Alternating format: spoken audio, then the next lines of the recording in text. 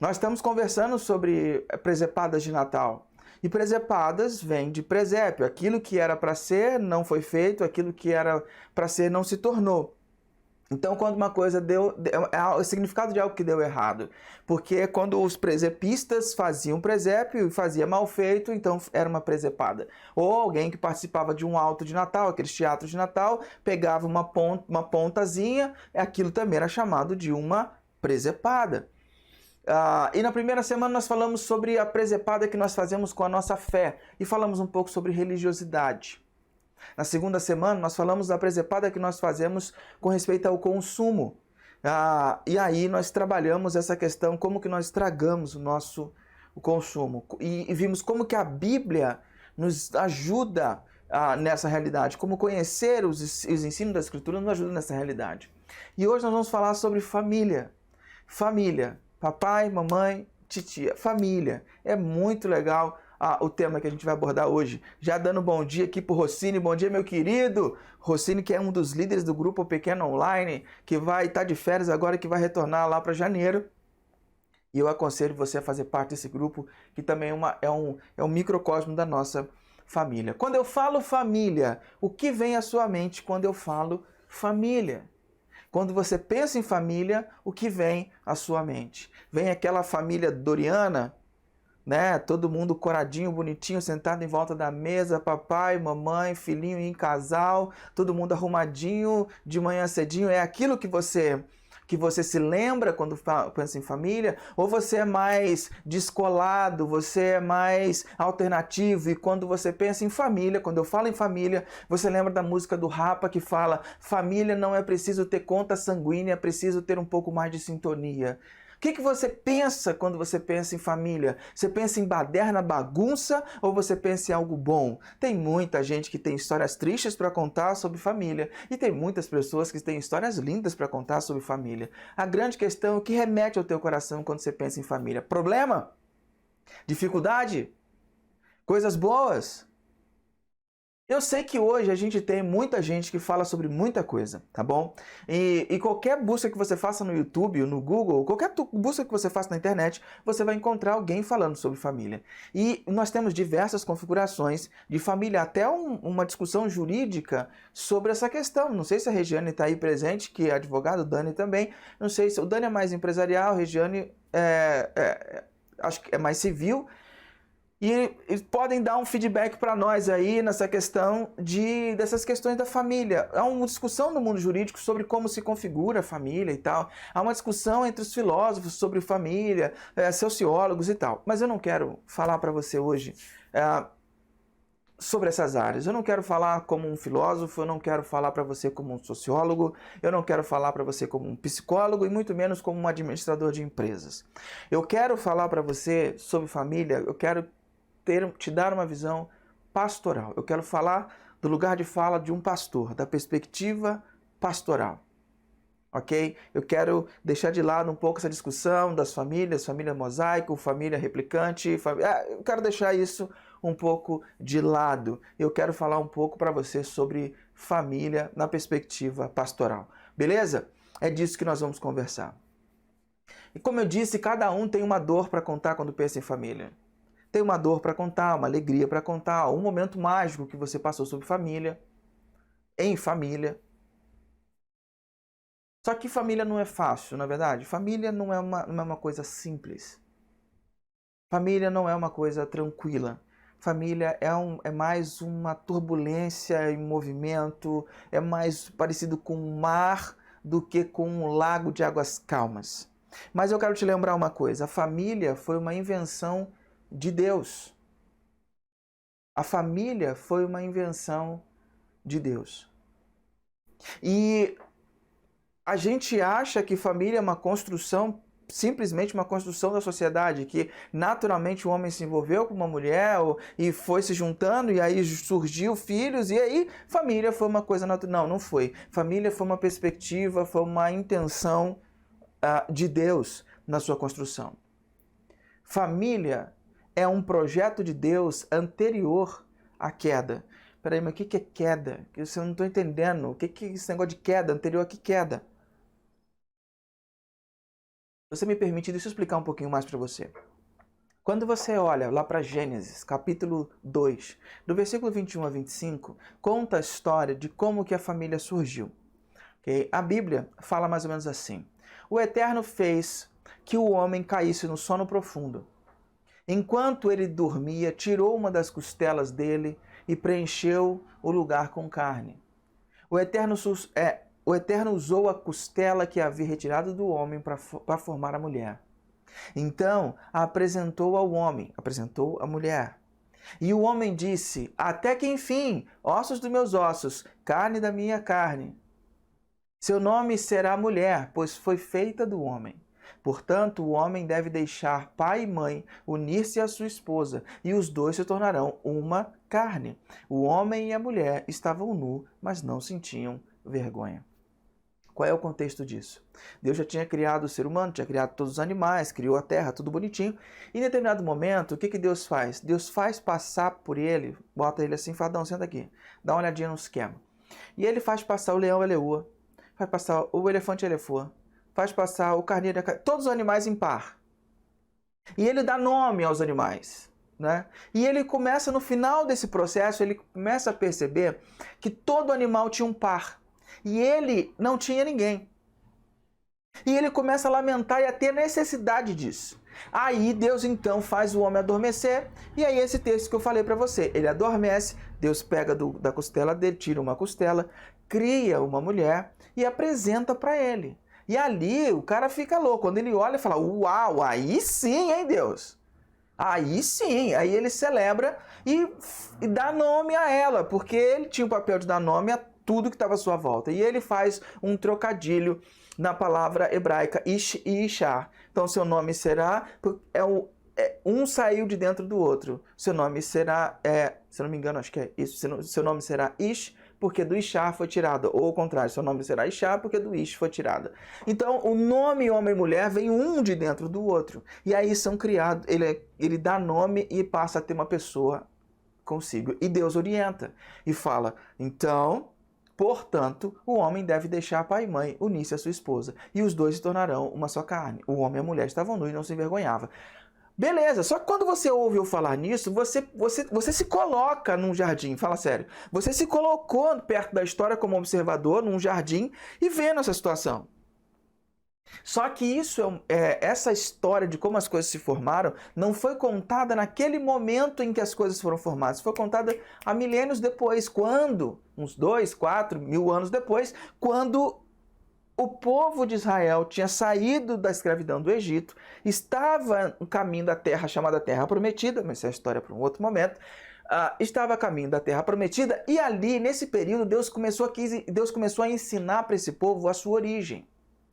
E quando Deus estava ensinando a sua origem, ele começou do princípio. Começou da criação. Então ele começou a contar desde a criação como as coisas fizeram sentido. E isso era algo para que as pessoas que eram ex-escravos e agora estavam próximos à liberdade, eles precisavam entender como que eles vão regular a sua noção de família.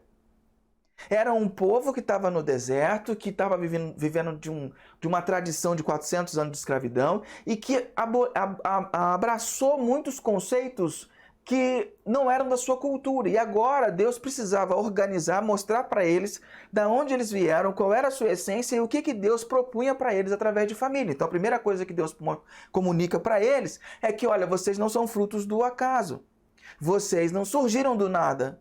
A família é uma intenção minha. E quando Deus explica que a família era uma intenção dele, que era um resultado do que Deus vivia na sua trindade, Deus Pai, Filho e Espírito Santo, esse relacionamento complexo e totalmente integral e perfeito, ele foi esse relacionamento que Deus quis que o ser humano vivesse. Tanto com ele, quanto com outro ser humano. Então Deus cria a família para que o ser humano pudesse partilhar e ter relacionamentos. E quando ele faz isso instigando o ser humano. Então a primeira coisa que ele faz com que o ser humano sentisse a necessidade, sentisse sozinho. A primeira coisa, pensa. O Adão estava bem sozinho. Só que quando ele viu que tudo tinha um par, ele se tocou e começou a sentir um pouco de solidão e falou: eu preciso de uma companheira também. Quando a gente vai pensar em família, você precisa entender por que você quer entrar numa família. Por que você quer se casar? Por que você quer ter filho? Qual é a necessidade que você tem realmente disso? É porque é uma construção social? É porque todo mundo vai para esse caminho? Por que você quer ter filhos? Para ser feliz? Para se realizar nos seus filhos? Qual é a motivação maior? Esse texto está fazendo com que aquele povo, os ouvintes dessa primeira palavra, lá no deserto, estivessem refletindo e está fazendo com que você agora, em 2021, pudesse refletir e possa refletir sobre o que está no teu coração quando você pensa sobre família. Quais são as suas motivações? O não entendimento pode te fazer entrar numa barca muito furada. Por isso, Deus primeiro instigou ele a querer isso, certo? O segundo movimento que Deus faz é, Deus deu um senso de como deveria tratar o outro. Pensa comigo, um era parte do outro. Ele foi criado pela mão de Deus, dele saiu ela, ok? E dela sairiam os outros descendentes. Ele sozinho não poderia fazer toda a sequência, não poderia gerar descendentes. Mas se Deus cria a mulher primeiro, ele poderia gerar um filho dentro dela e aí a descendência poderia continuar dali. E ela não precisaria do homem para isso. Certo? Mas por isso que Deus cria primeiro o homem, para gerar um círculo de dependência. Do homem sai a mulher, da mulher sai os homens. E isso significa o quê? Que um é parte integrante do outro. Quando você está numa relação, num casamento, a intimidade, a proteção, o cuidado que você tem com o outro é o mesmo que você deve ter com você mesmo. Percebe? Deus cria um círculo de dependência mútua, um dependente do outro. O tratamento dedicado a ela é o tratamento dedicado a si. Respeito máximo. Porque quem não se autorrespeita não pode respeitar os outros. Então, como você trata a sua esposa, o seu futuro esposo, o seu namorado que possa vir a ser o noivo, como você trata essa pessoa, o seu companheiro, revela muito sobre quem você, que ideia você tem de você mesmo. A terceira coisa que Deus monta e molda ali é que Deus cria o vínculo da intimidade. A união dos dois é como se a costela voltasse para dentro do homem. Quando eles estão num ato sexual, num ato íntimo de casamento, o homem e a mulher estão juntos novamente, criados como um ser único. Por isso que ele fala, se tornam uma só carne, uma só coisa, uma só imagem, porque eles estão juntos. É o ser humano uno. E esse ser humano que é dividido em dois e que quando está unido no casamento se torna um, precisa de emancipação. Ele fala, deixa o homem, o seu pai e sua mãe. Você precisa cortar o cordão umbilical e agora você vai criar uma nova família. E essa emancipação do novo casal é uma jornada de descoberta. É uma jornada totalmente nova. É uma jornada de retirar as máscaras e não sentirem vergonha. Porque o texto diz, eles estavam nus e não sentiam vergonha. Porque era uma jornada de autoconhecimento e conhecimento mútuo. Ele era transparente para ela era transparente para ele. Naquele cenário era tudo perfeito, naquele cenário era tudo possível, naquele cenário era melhor. Esse é o ideal de família que Deus criou. Agora, o que acontece com isso quando o ser humano dá ouvidos à serpente que estava no deserto e ela faz uma proposta de independência para ele, dizendo para ele e para ela, se vocês largarem as orientações de Deus, se vocês decidirem vocês serem senhores de si e não mais seguirem essas orientações, vocês serão livres, vocês não precisarão mais de Deus. Vocês podem romper com Ele. Essa mosquinha do poder e da autonomia mordeu o coração deles. E então eles decidiram se afastar de Deus comendo o fruto do bem e do mal. Quando eles comem esse fruto, eles se desconectam de Deus. E quando eles se desconectam de Deus, eles esqueceram de que eles foram criados por Deus e sem Deus não há vida. então o ser humano passa a experimentar as dimensões da morte. Quando o ser humano come e assume essa independência e traz para si a prerrogativa de dizer para a sua vida o que é certo e o que é errado, nós chamamos isso de queda. Essa queda, essa desconexão de Deus foi que deu a bagunça toda. E aí nessa bagunça, dessa independência de Deus, desse afastamento que o ser humano teve de Deus, ele adquire para si, deixa eu usar uma metáfora, uma doença, uma mutação genética, uma metáfora, em que impede agora dele voltar a se relacionar com Deus. Por mais que Deus quisesse, Deus nos seus princípios não poderia mais voltar a se relacionar com ele de forma integral, porque o ser humano rompeu e se tornou um ser humano pecador. E Deus é santo, puro e justo, e ele não pode se relacionar com um pecador como ele se relacionava antes. Então, houve um afastamento, houve essa queda. E essa desconexão fez com que as famílias perdessem o seu referencial. Porque antes, então, o referencial da família era o Deus Pai, Filho e Espírito Santo, a Trindade. Deus vinha todo dia, às 18, a viração do dia, às 6 horas da tarde, descia para conversar com eles, para caminhar com eles no jardim. Eles tinham orientação direta de Deus. Quando eles rompem com isso, o ser humano perde o referencial. E o referencial do ser humano para criar sua própria família passa a ser quem? Eles próprios. E aí não demora muito para dar um caos, porque os filhos desse ser humano, Caim e Abel, um mata o outro. Por quê? Porque o referencial é a si próprio, porque um fica inveja do outro. O referencial passa a ser a gente. Passamos a viver sob a nossa própria autonomia. E esse texto é um alerta para as pessoas, naquele tempo e no nosso tempo, que precisamos rever nosso conceito de família e nosso referencial de família. E isso é muito importante.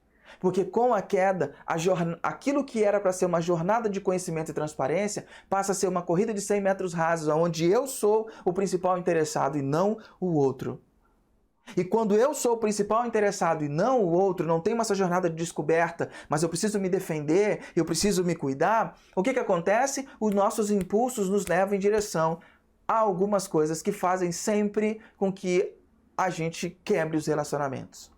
A jornada passa a ser uma corrida de 100 metros rasos e nossos impulsos nos levam basicamente para 3 coisas. Primeiro, nós tentamos mudar o outro. Fala aí para mim, quanto tempo da sua vida você passou tentando mudar seu parceiro, sua parceira na sua família? Fala aí. Escreve aí no chat um número, que eu vou entender que são anos, tá bom? Escreve aí no chat um número. Quanto tempo você passou tentando mudar a pessoa que está com você? Quanto tempo? Bota aí. Seja honesto, paga inteiro. Bota só o número. Você não vai falar o resultado. Só põe um númerozinho aí para eu saber que você está comigo e para saber que está fazendo sentido. Quanto tempo? Então, no primeiro momento, a gente passa a tentar mudar o outro. Por quê? Porque agora a referencial sou eu. Ela tem que pensar como eu penso. Ele tem que pensar como eu penso. Mas a vida não é assim. A gente tem muito dessa fala, né? Mas as coisas não são assim. Peraí, mas cara pálida, não são assim por quê? Porque na sua família, no seu jeito de ser, no seu modo de ver as coisas, foram desse jeito.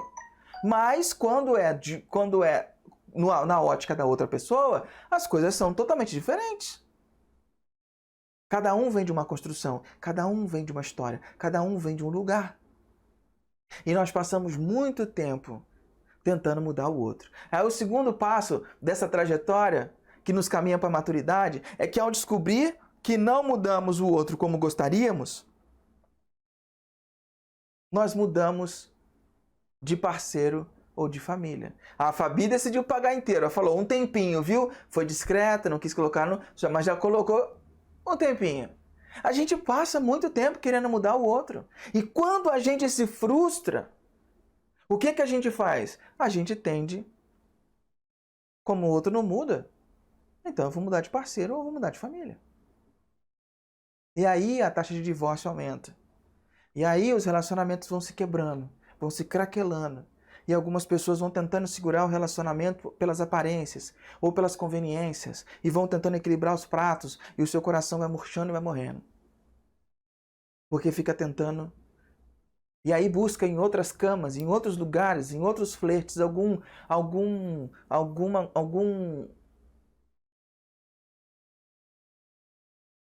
resquício de alegria, de prazer, de proximidade, de aventura, para se sentir vivo novamente.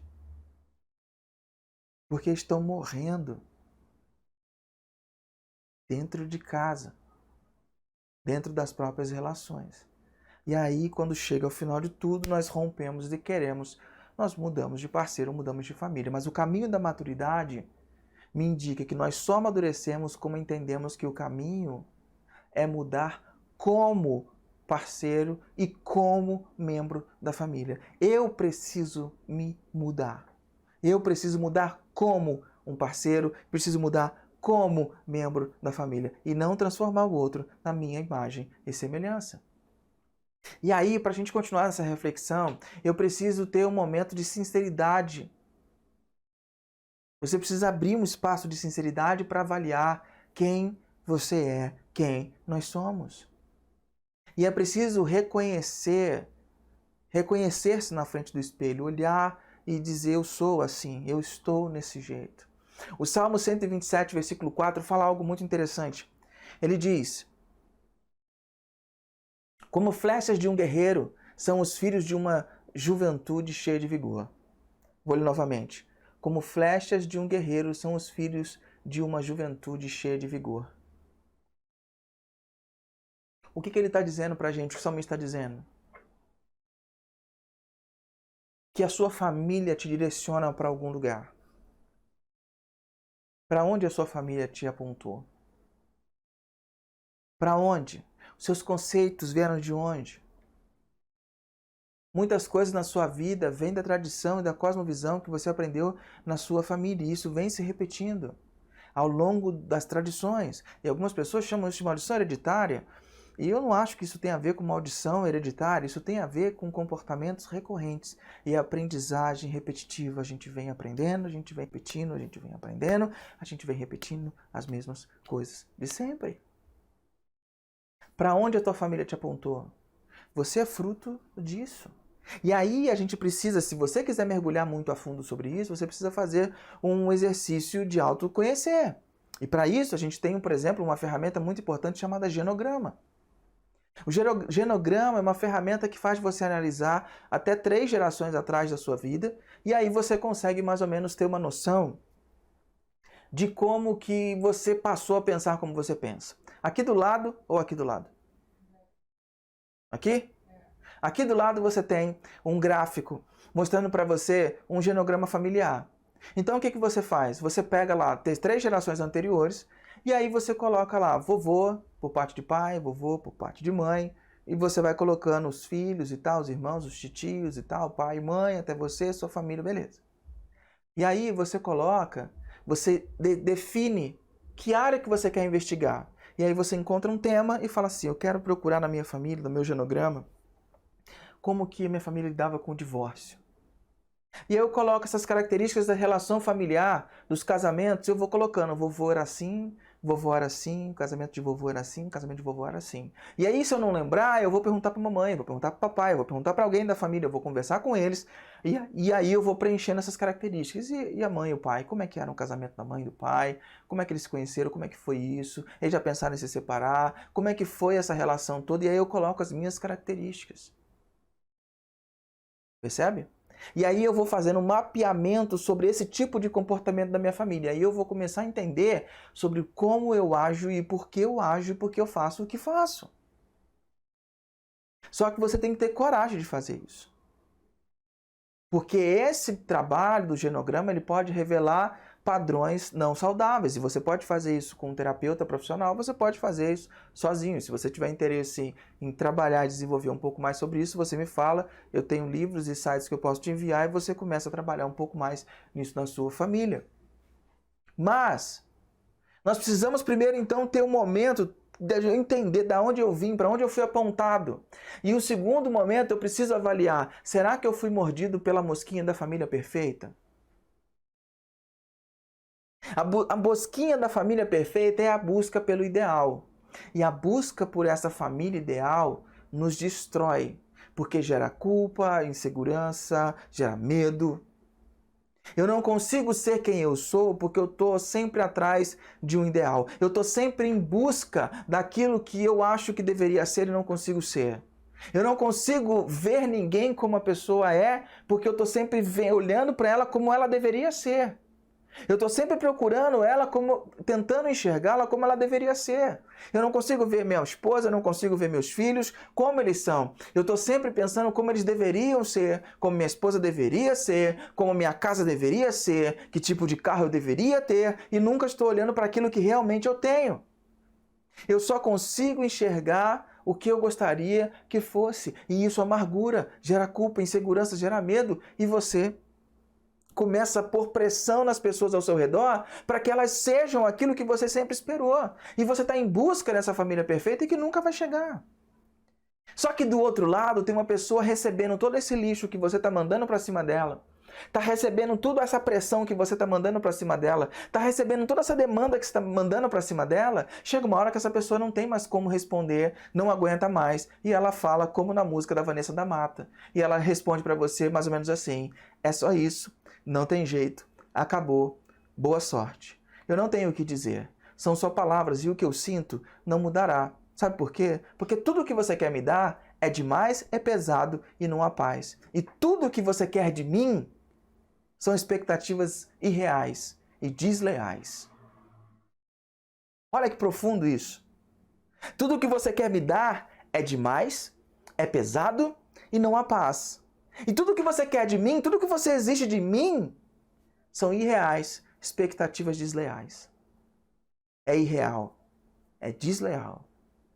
E essa pessoa está dizendo: eu não aguento isso, eu não aguento isso para minha vida. Estou indo embora, acabou. Boa sorte. Porque não há quem possa viver perto de você para tentar sanar suas expectativas. Não tem como, não dá. Não dá. Não tem como. As pessoas não vão conseguir sanar suas expectativas. Isso quando é o seu companheiro. E quando são os filhos? Cara, que pressão que às vezes alguns pais exercem sobre os filhos, que querem se autorrealizar. Querem se autorrealizar nos filhos. Além de transformar o outro, a relação a dois, numa presepada na família, transformam a criação dos filhos numa presepada. E olha só, eu achei muito interessante nas pesquisas, eu achei um autor chamado Red Joyner, que escreveu um livro chamado Pense Laranja, que é o conceito que a gente usa para lidar com nossos adolescentes na nossa comunidade. E ele faz uma lista de coisas que eu desejo lembrar sobre criação de filhos. E ele dá alguns conselhos, 5 conselhos muito interessantes que ele fala: eu preciso lembrar disso na criação dos meus filhos. E eu vou compartilhar isso com você. Eu acho interessante. A primeira coisa que o Red fala é: o mais importante de tudo é que meus filhos tenham um relacionamento autêntico com Deus. Muitos pais estão levando seus filhos para a igreja, mas estão transformando seus filhos em religiosos. A maioria dos pais não tem se preocupado em evangelizar os seus filhos, em desenvolver um relacionamento amoroso e apaixonante do seu filho com Deus. Se preocupa em que ele esteja na igreja, mas não se preocupa em apresentar um Deus amoroso, amigo e parceiro. Não se preocupam com isso. Número 2, ele fala: minha esposa e eu não somos as únicas influências adultas que nossos filhos precisam. É preciso ter consciência de ampliar intencionalmente a rede de influência adulta sobre os filhos. Você que é pai, que é mãe, você não é a única influência adulta que os seus filhos precisam. E se você não fizer isso intencionalmente, ela vai ser influenciada por outro tipo de personagem, por outra pessoa, por outro influenciador, e que você não vai fazer ideia. Se você não faz isso e expõe isso de forma intencional e construtiva, a vida vai fazer isso com ele. A vida vai fazer isso com ela. Número 3, cada um dos meus filhos precisa entender que eu jamais deixarei de ir atrás deles ou de lutar em prol de um bom relacionamento com eles. Aí eu pergunto: qual é a sua resiliência como pai, como mãe, em relação ao relacionamento com seus filhos? Você é daquele que seu filho não faz alguma coisa que você gosta, ou que ele faz uma escolha que você não faria, ou que faz uma coisa sem te contar e você emburra e já vira a cara para o lado? E você se afasta do relacionamento com seu filho, com a sua filha? Qual é o tamanho da sua resiliência em manter e ir buscar e não desistir de um relacionamento profundo? Número 4. O relacionamento que tenho com Deus e com a minha esposa afeta os meus filhos mais do que eu possa perceber. Levar seus filhos a uma comunidade cristã, expor eles a aulas de adolescentes ou aulas de criança não é o suficiente. A maior influência que eles vão ter é ver no seu relacionamento com o seu parceiro ou sua parceira e com Deus. Isso vai construir na cabeça desse adolescente, dessa criança, um conceito que ele vai perseguir, um conceito saudável ou doentio. A fruta não cai longe do pé. E 5. Estar com os meus filhos, pura e simplesmente, jamais equivalerá a interagir com eles de forma relevantes e proveitosas. Presta atenção nisso. Estar com os meus filhos, pura e simplesmente, jamais equivalerá a interagir com eles de forma relevante e proveitosa. Muitos pais e mães se escondem atrás do tempo de qualidade. Eu não tenho muito tempo com meu filho, mas eu tenho um tempo de qualidade. Querido e querida, tempo de qualidade é importante sim, mas quantidade de tempo também é. Quantidade de tempo é importante. Não basta você gastar simplesmente tempo junto. Precisa gastar tempo de modo proveitoso. E gastar quantidade de tempo também é necessário. Se você achar que esses 5 conselhos do Red Joyner faz sentido para você, toma nota, tira print e leve isso e reflita sobre a sua vida. Tem uma música do Titãs, muito famosa, que fala sobre família. Que a letra diz mais ou menos assim: família, família, papai, mamãe, titia. Família, família, almoça junto todo dia, nunca perde essa mania. Mas quando a filha quer fugir de casa, precisa descolar um ganha-pão. Filha de família, se não casa, papai e mamãe não dão nenhum tostão. Família E, família A, família. É uma letra que fala sobre família, sobre a vida cotidiana de certas famílias, e é muito interessante. Mas eu acho muito interessante se você guardar isso. Família Z, família A, família. O que significa isso? O que eu quero dizer para você com isso? Família Z, famílias egoístas. Famílias A, famílias altruístas. Família. Família Z, famílias A, família. Você precisa entender, agora vamos conectar aquele texto que eu li lá no começo. Deus nos criou para amar. Amar uns aos outros, amar a natureza, amar o sistema que Ele criou. A ser imagem e semelhança dEle, porque Deus é amor. Ele nos criou para amar a Deus, amar a Ele e amar os outros. E ele construiu essa família, ele construiu o conceito de família porque a família seria um palco desse amor, aonde esse amor seria manifesto e revelado. Quando nós desaprendemos a amar, nós desaprendemos a ser família e passamos a ser famílias egoístas.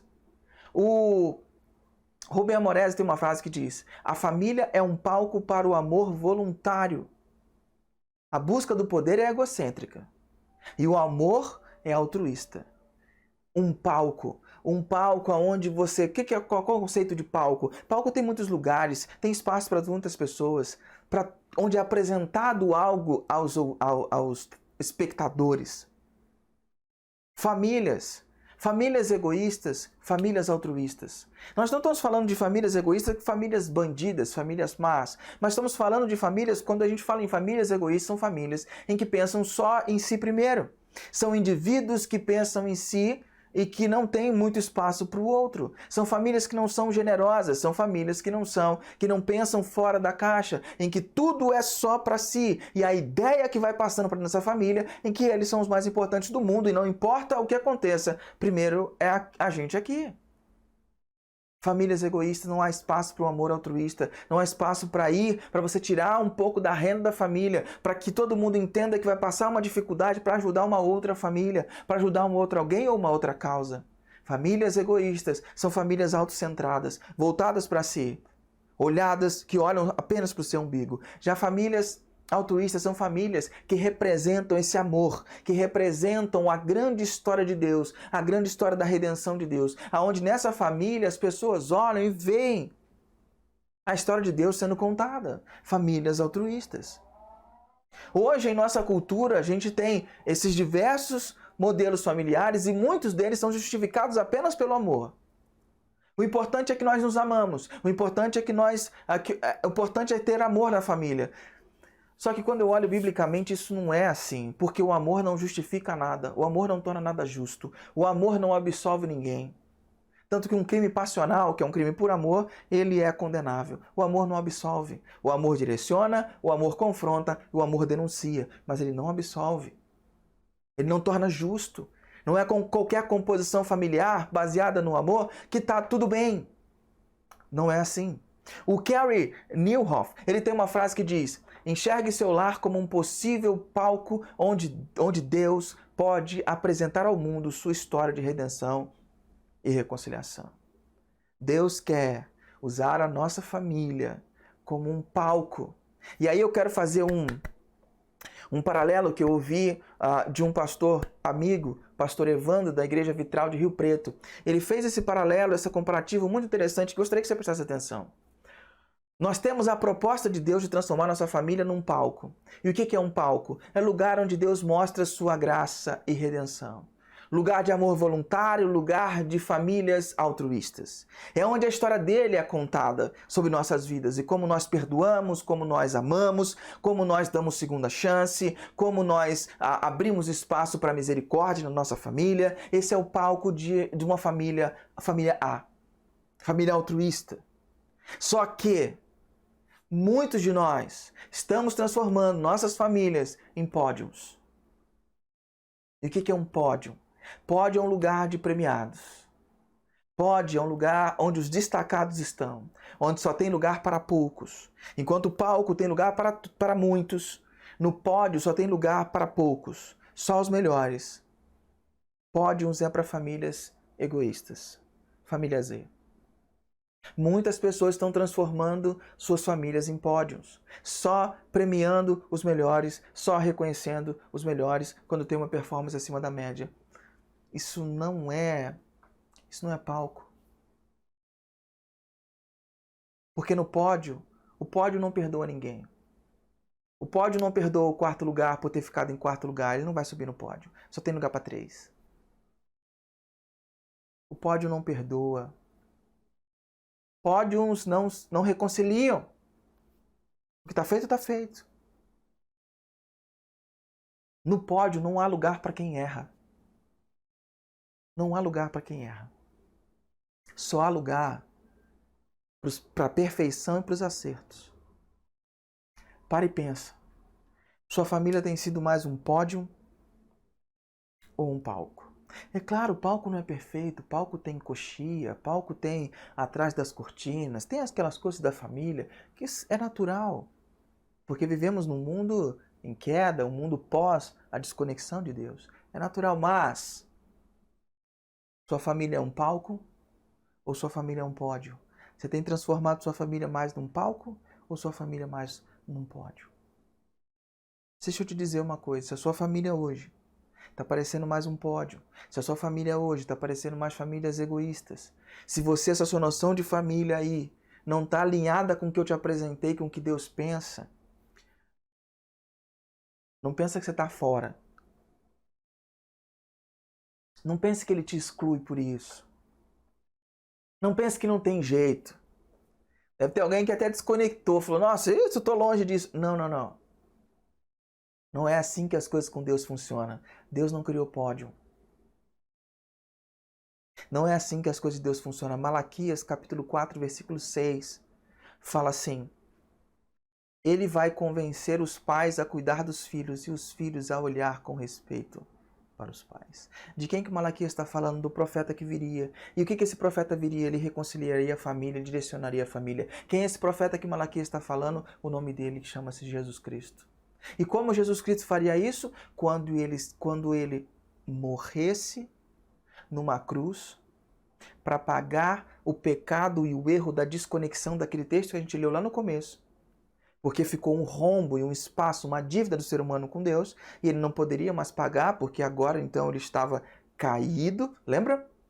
Jesus vem como homem, não peca, vive uma vida na condição de ser humano e entrega a sua vida. Quando ele merecia, sem errar, merecia a vida, ele entrega a sua vida em favor de toda a humanidade. Então ele paga a dívida que Deus tinha com a humanidade. E a partir de então, quando ele morre e ressuscita, ele fala, eu vou mandar o Espírito Santo viver dentro de vocês. E aqueles que recebem aquela morte de Jesus como sendo em seu lugar, que se reconhecem que erraram, que se reconhecem que estavam desconectados de Deus, que se reconhecem como pessoas que estavam longe de Deus e que agora gostariam de viver como famílias como famílias de palco, esse Espírito Santo que Deus manda para viver dentro dessa pessoa e vai transformando esse indivíduo de dentro para fora, transformando sua forma de ver, a sua forma de olhar, a sua cultura, o seu temperamento, ele vai sendo transformado. E os princípios de Jesus vão sendo alastrados dentro dele. Você vai passando a ter a vida de Jesus dentro de você. Aí você automaticamente vai caminhando com a sua família para o caminho que deve ser. E sabe qual é a sua responsabilidade nisso? Sabe qual é o seu peso nisso? Nenhum. Só a única coisa que você tem que fazer é se render e dizer: minha família é um pódio, minha família é egoísta, minha noção de família está errada, eu preciso de uma nova chance. É gratuito. Não é pela sua performance. Jesus diz: aquele que me receber, eu virei, morarei dele, farei nele morada. E a partir daí é uma reconstrução familiar. Deus vai reconstruir sua família, vai reconstruir o seu caráter, vai reconstruir o seu coração, os seus sentimentos. Por mais que você tenha uma história doída, por mais que você tenha uma história difícil, Jesus tem o poder para mudar essa história. Por isso que Malaquias fala, ele vem convencer os pais a mudar os filhos e os filhos a olhar com respeito para os pais. Se você não se enxerga como um filho nesse palco, se você se enxerga como um filho que só tem a atenção dos pais nesse pódio, que você... É para você que Jesus está convidando hoje. Você que Jesus convida hoje para estar perto. Para que Ele possa transformar a sua família, transformar você de dentro para fora. Há espaço no palco onde Jesus te recebe. Há espaço para você. É gratuito. Não transforme sua família numa presepada. Não transforme suas relações familiares numa presepada. Transforme a sua vida, a sua família, num palco onde a história de amor de Deus é contada em você, através de você e com vocês. Eu sei que é muito para absorver, mas Deus demanda uma resposta sua nessa manhã. O que você quer fazer? Porque eu tenho certeza que o Espírito Santo, aquela vozinha na sua consciência, falou algumas coisas com respeito a você, a sua família. E Deus não gostaria de terminar esse encontro sem uma resposta. Deus gostaria que você desse uma resposta a Ele sobre aquilo que Ele comunicou. Então, se você quer dar uma resposta a Deus nesse momento, aí onde você estiver, eu quero convidar, se possível, se levante. Coloque uma das mãos ao seu coração. E vamos orar juntos. Vamos orar juntos por isso. Ok? Vamos lá. Se você estiver se enquadrando nesse processo, levante onde você está, coloque uma mão no seu coração de forma simbólica e vamos orar. Vamos lá. Pai querido, em nome de Jesus, nós entregamos nosso coração nas tuas mãos, pedindo, Pai, que os resquícios de famílias egoístas, que os resquícios de pódio, que a nossa visão errada de família seja retirada e que o Senhor reconstrua a nossa visão de família, que o Senhor possa nos refazer, nos modelar, que o Teu Espírito Santo trabalhe nessa área na nossa vida e venha preencher o nosso coração. Nosso coração é Teu. Nós entregamos nosso coração nas Tuas mãos. Faça de nós aquilo que precisamos ser. Em nome de Jesus. Amém.